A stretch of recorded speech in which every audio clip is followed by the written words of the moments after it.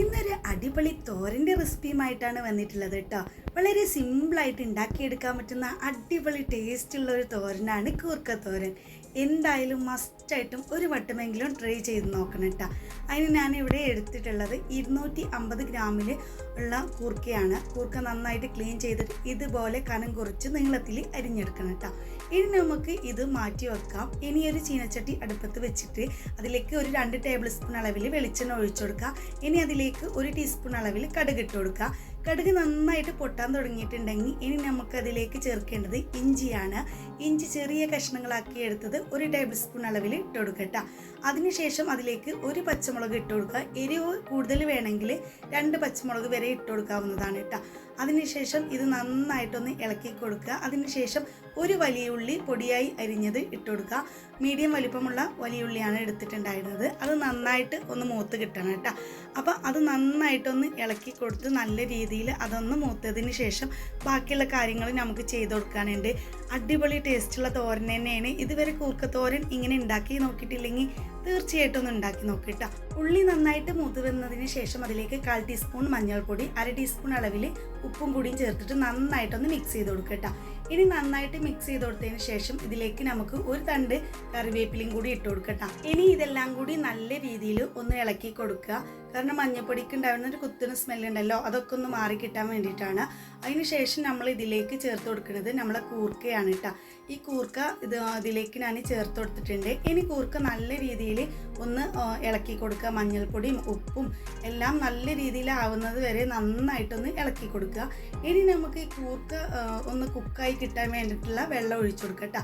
ഞാനിവിടെ 1/4 കപ്പ് അളവിൽ വെള്ളമാണ് ഒഴിച്ചു കൊടുത്തിട്ടുള്ളത്. കൂർക്ക കനം കുറച്ച് അരിയുന്നത് കൊണ്ട് തന്നെ നമുക്ക് കുറച്ച് വെള്ളം ആവശ്യമുള്ളൂ കേട്ടോ. പക്ഷേ പല കൂർക്കും പല വേവായതുകൊണ്ട് വെള്ളത്തിൻ്റെ അളവ് നിങ്ങളൊന്ന് ചെക്ക് ചെയ്തിട്ട് ഒഴിച്ചു കൊടുക്കണം കേട്ടോ. അപ്പോൾ ഇതാ നമ്മളിത് ഒരു 10 മിനിറ്റ് അടച്ചു വെച്ചിട്ടുണ്ടായിരുന്നു. 10 മിനിറ്റ് കഴിഞ്ഞിട്ട് തുറന്ന് നോക്കാം. അത്യാവശ്യം നല്ല രീതിയിൽ തന്നെ ഇപ്പോഴും വെള്ളമുണ്ട്. ഈ ഒരു വെള്ളത്തിലാണ് നമ്മൾ കൂർക്ക വെന്ത് കിട്ടേണ്ടത് കേട്ടോ. അപ്പോൾ നമ്മൾ ലോ ഫ്ലെയിമിലിട്ടിട്ടാണ് ഈ കൂർക്ക കുക്കാക്കി എടുക്കുന്നത്. വീണ്ടും നമ്മൾ അടച്ചു കൊടുക്കുന്നുണ്ട്. അങ്ങനെ 2-3 പ്രാവശ്യം നമ്മൾ ഒന്ന് ഓപ്പൺ ചെയ്തിട്ട് ഇത് ഇടയ്ക്കിടയ്ക്ക് ഇളക്കി കൊടുക്കണം കേട്ടോ. നിങ്ങൾ ഇതുവരെ ഇങ്ങനെ കൂർക്കത്തോരൻ ഉണ്ടാക്കി നോക്കിയിട്ടില്ലെങ്കിൽ തീർച്ചയായിട്ടും ഒന്ന് ഉണ്ടാക്കി നോക്കണം കേട്ടോ. നമ്മൾ പല രീതിയിലും കൂർക്കത്തോരൻ കഴിച്ചിട്ടുണ്ടാവുമല്ലോ.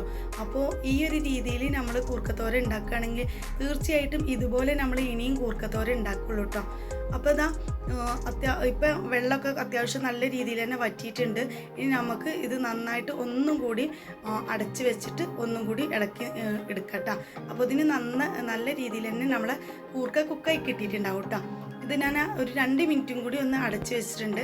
അതിനുശേഷം തുറന്ന് നോക്കാം. ഇപ്പോൾ ഒട്ടും വെള്ളമൊന്നും ഉണ്ടാവില്ല. ഇനി നമുക്ക് ഇതൊന്ന് കുക്കായിക്കണമെന്ന് ചെക്ക് ചെയ്യണം കേട്ടോ.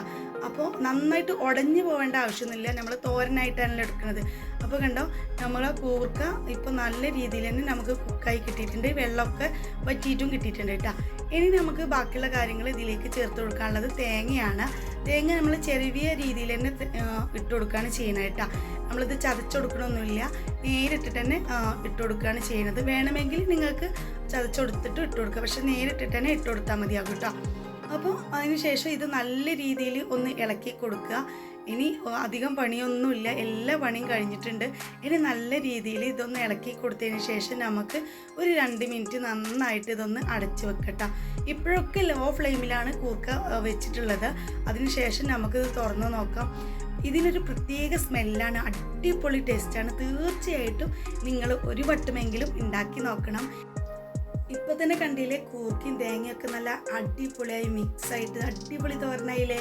നിങ്ങൾ തീർച്ചയായിട്ടും ഒരു വട്ടമെങ്കിലും ഈ ഒരു കൂർക്കത്തോരൻ ഉണ്ടാക്കി നോക്കണം കേട്ടോ. അപ്പോൾ ഇനി നമ്മൾ ഫ്ലെയിം ഓഫ് ചെയ്തിട്ടുണ്ട്. ഈ ഒരു ചൂടിൽ തന്നെ നന്നായിട്ട് ഒന്നും കൂടി അമർത്തി വെച്ചിട്ട് ഒന്ന് അടച്ച് വെച്ചാൽ മതിയാവും കേട്ടോ. ഇനി നമുക്ക് ഇത് നല്ല ചൂട് ചോറിന് കൂടെ നല്ല ചൂടോടുക്കനെ തന്നെ ഇങ്ങനെ അടച്ച് വെച്ചിട്ട് ആ ചോറ് വിളമ്പുന്ന സമയത്ത് ഓപ്പണാക്കി എടുത്തിട്ട് പ്ലേറ്റിലേക്ക് മാറ്റാവുന്നതാണ് കേട്ടോ. നിങ്ങൾക്ക് ഈ ഒരു റെസിപ്പി ഇഷ്ടപ്പെടുകയാണെങ്കിൽ സബ്സ്ക്രൈബ് ചെയ്തും ലൈക്ക് ചെയ്തും ഷെയർ ചെയ്തും നിങ്ങളോടൊപ്പം എന്നെയും കൂട്ടാൻ മറക്കരുത്. ഇതുപോലുള്ള റെസിപ്പിയുമായി വീണ്ടും കാണാം.